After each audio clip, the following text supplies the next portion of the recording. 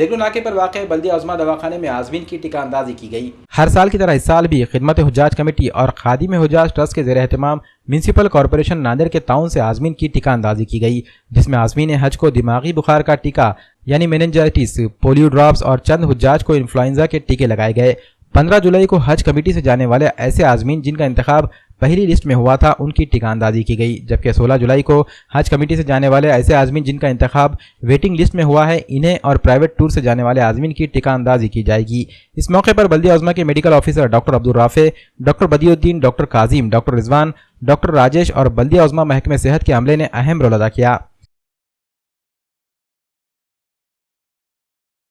आज बतारीख 15 जुलाई 2019 को Nanded municipal corporation और खिदमत हुज्जाज कमेटी और हज कमेटी महाराष्ट्र की जानिब से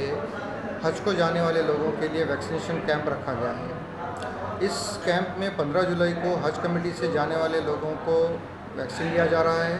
और 16 जुलाई को जो टूर से प्राइवेट टूर ऑपरेटर्स की तरफ से जाने वाले लोगों को वैक्सीन दिया जाएगा। हज कमेटी के टोटल 565 हाजी लोग हैं जो हज के लिए जा रहे हैं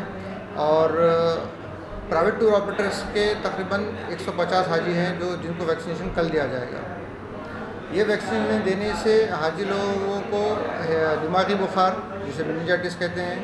इन्फ्लुएंजा यानी कि H1N1 बीमारी जो स्वाइन फ्लू होता है और पोलियो, इन बीमारियों से उनको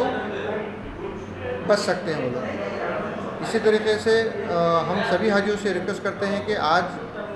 हैदराबाद के म्यूनसिपल कॉरपोरेशन के हॉस्पिटल में आकर ये वैक्सीन से फ़ायदा उठाएं और कल प्राइवेट टूर के जो हाजी जा रहे हैं उन्होंने इस वैक्सीन से फ़ायदा उठाएं। नहीं, हमारे पास